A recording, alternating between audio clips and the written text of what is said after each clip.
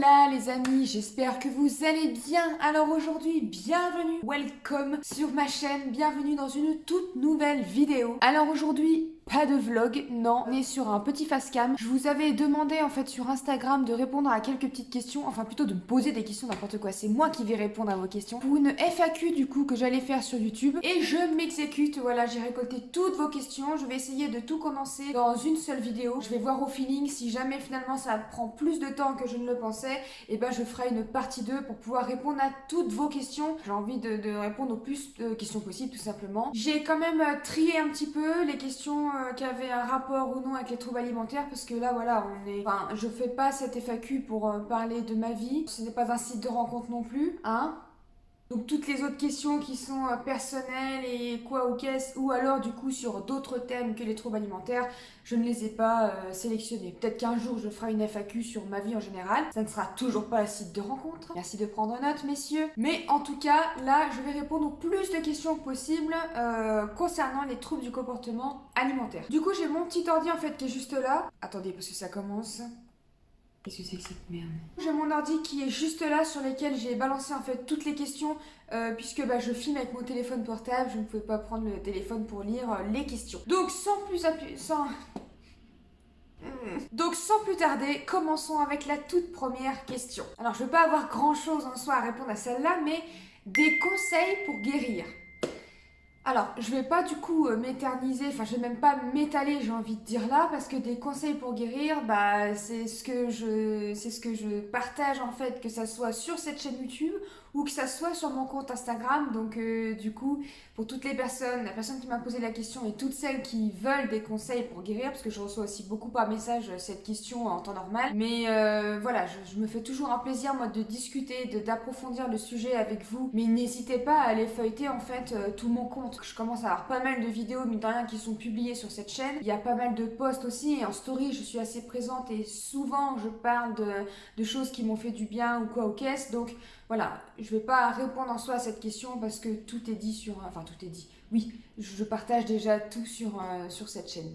Deuxième question, comment as-tu su que tu faisais de la boulimie? Eh bien, je m'en suis pas rendu compte tout de suite. Il m'a fallu un certain temps avant de réaliser que c'était de la boulimie. Je connaissais l'anorexie comme trouble alimentaire, et encore je connaissais en surface, mais en tout cas je savais ce qu'était l'anorexie, mais je ne connaissais pas du tout la boulimie, et alors encore moins tous les autres troubles du comportement alimentaire. Et je sais plus exactement comment j'ai su, je l'ai plus en tête parce que mine de rien c'est quand même assez vieux, mais c'est au bout de nombreuses années que déjà en commençant, en osant chercher sur internet, par exemple se faire vomir après manger, alors je tombais souvent sur l'anorexie, mais à force de feuilleter, j'ai fini par trouver un site qui parlait en fait de boulimie, et là où je me suis dit oh, ça a l'air de ressembler. Et donc de là, j'ai tapé concrètement dans Google boulimie vomitive. Enfin voilà, c'est de là que j'ai compris. Mais il m'a fallu plusieurs années du coup avant de comprendre ça. Je sais pas exactement combien, mais en tout cas,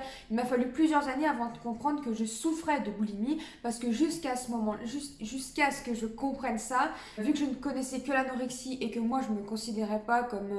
je trouvais pas que je rentrais dans les symptômes de l'anorexie. Certes, à ce moment-là, je me privais de manger. Je me faisais vomir, mais par contre je me faisais vomir après des crises. Je me faisais pas vomir de ce que je mangeais de ce que je pouvais manger en temps normal. Donc je trouvais pas grand chose sur les crises et puis les comportements que je pouvais avoir. Bref, pour moi ça collait pas avec l'anorexie, donc je me disais puisque t'es pas anorexique, t'es juste un peu cinglé en fait, t'as juste un problème, t'as un pète au casque. C'est vraiment les mots que j'utilisais, voire des fois des termes plus violents que ça, mais je pensais vraiment que j'avais un problème mental, mais que j'étais la seule à être zinzin quoi en gros. Et oui, j'ai utilisé le mot zinzin. Donc voilà, il m'a fallu plusieurs années pour comprendre que je souffrais de boulimie.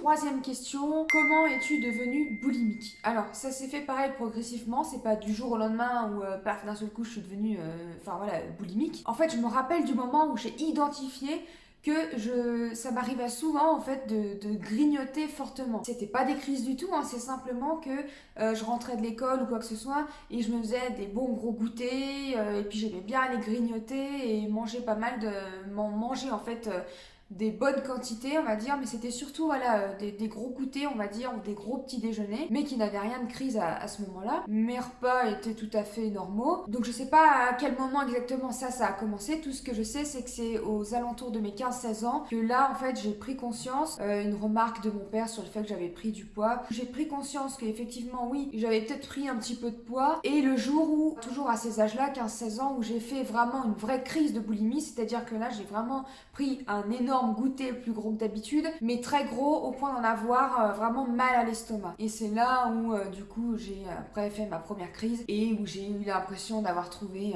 le truc, la méthode géniale en fait, et tout m'est venu en fait à ce moment-là. J'ai fait ma première crise, je me suis regardée dans le miroir et je me suis dit waouh, mais effectivement c'est vrai, j'ai repensé à ce que m'avait dit mon père, t'as pris du poids, c'est vrai, il faut que tu maigrisses, donc paf, tout est arrivé un petit peu comme ça, d'un coup dans mon cerveau. Mais finalement, comment j'ai commencé ces forts grignotages, je pense que déjà ça, c'était une manière de compenser un petit peu certaines émotions qui étaient sûrement déjà là. C'est pas tout a démarré le jour où j'ai fait cette première crise, non, ça avait déjà commencé malheureusement en amont. Donc je dirais que voilà, c'est comme ça que je suis devenue boulimique, puisque je pensais que bah voilà, du coup ça allait être top, j'allais pouvoir continuer de manger, j'avais juste à me faire vomir et en parallèle faire du sport et puis manger en petite quantité pour perdre du poids. Je trouvais ça génial. Enfin, à ce moment-là, pour moi, c'était vraiment, j'avais trouvé le truc merveilleux en fait pour et profiter et perdre du poids. Je savais pas ce qu'était la boulimie, mais consciemment, j'ai continué en fait à faire ces crises et tout ça, voilà, de manière assez consciente, et c'est comme ça que je suis devenue boulimique.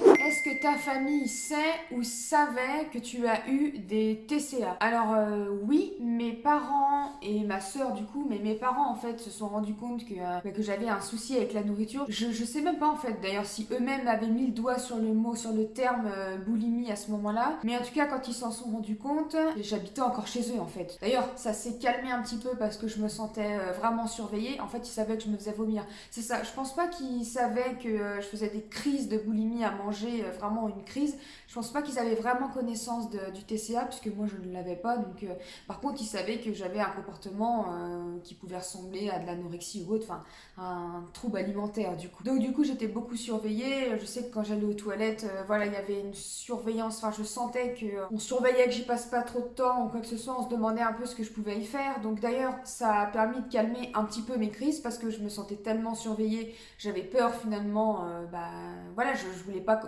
C'est quelque chose dont j'avais tellement honte, enfin voilà, du coup je voulais pas me faire surprendre, donc ça s'était beaucoup calmé. Et par contre ça a repris de plus belle le jour où j'ai déménagé et que j'ai emménagé toute seule. Là le TCA est remonté en flèche, mais puissance 1000, bien pire que les crises que je pouvais avoir quand j'étais chez mes parents. Donc oui, mes parents étaient au courant. Par contre du coup ils pensaient que ça s'était calmé, ils ont jamais reçu que ça avait repris quand je suis partie de chez eux. Voilà, je sais pas si c'était très français, mais ils pensaient que j'étais guérie, et en fait non, ça a continué pendant des années, des années, des années, des années. Ma sœur, elle était au courant aussi. Je suis très proche de ma sœur, on est vraiment très fusionnels.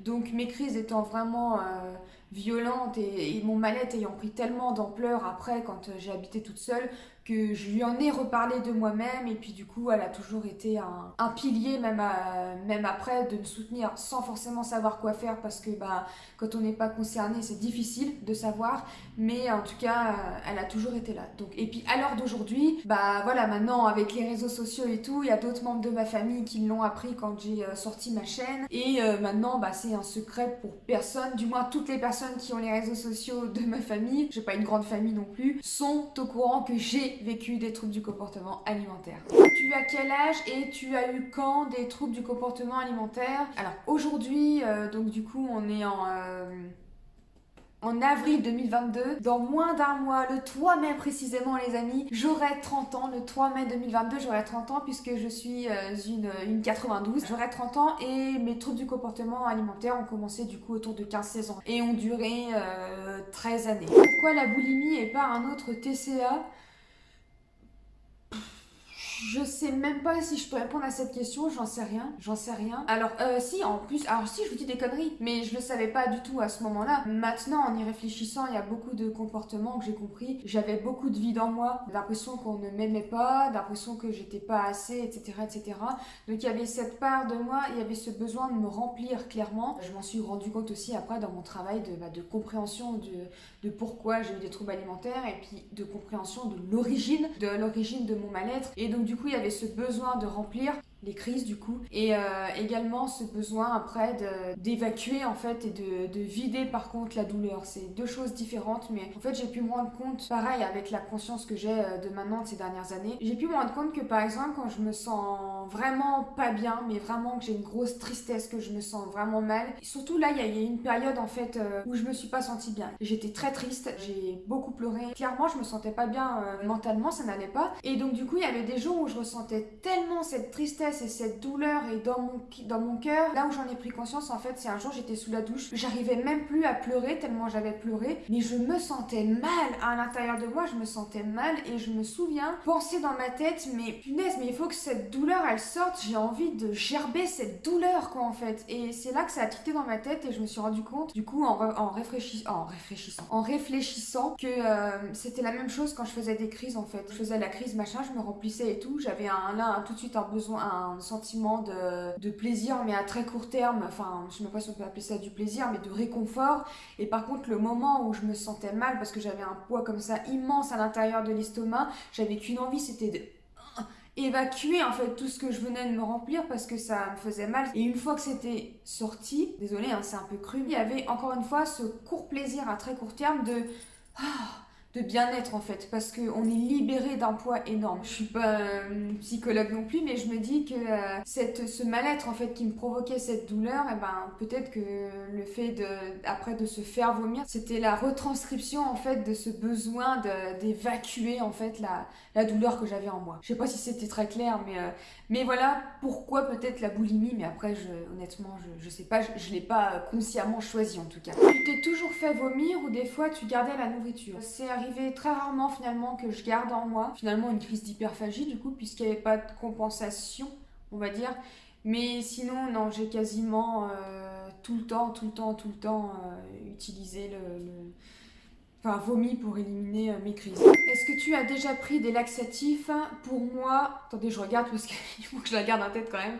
Pour moi, c'est comme ça que je compense les crises. Donc non, voilà. Moi, j'ai fait que les vomissements. La compensation également par le sport. Il y avait du jeûne aussi, mais tout ça s'additionnait un peu. Mais ma principale manière, c'était vraiment les vomissements. Et après, j'ajoutais en plus du sport et des périodes de jeûne, on va dire. Mais c'est surtout, je comptais sur les vomissements pour éliminer ma crise. Jamais, par contre, j'ai pris de laxatif. Les amis, on va s'arrêter là, du coup, parce que sinon, cette vidéo va durer 3 heures et ça n'est pas le but. J'ai pas envie de vous perdre.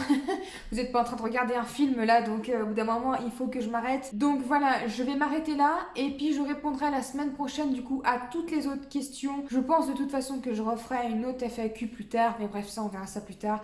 Donc voilà, la vidéo va s'arrêter là pour l'instant. En tout cas, si vous avez aimé, comme d'habitude, on appuie sur le petit pouce, on appuie sur la cloche si on veut s'abonner et louper aucune de mes vidéos. Je rappelle que je sors un podcast tous les mercredis et une vidéo, souvent des vlogs du coup à part là et la semaine prochaine, tous les dimanches. Voilà, donc du coup si vous voulez louper aucune des vidéos, le meilleur moyen d'être au courant de tout ce qui se passe sur cette chaîne, c'est de s'abonner. Voilà.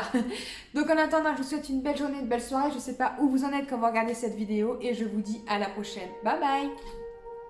Swear I won't forget this, why do I regret this? In my mind reckless, thoughts are feeling endless. Sitting up I'm breathless, anxiety's infectious. I feel so defenseless, betrayed and embarrassed.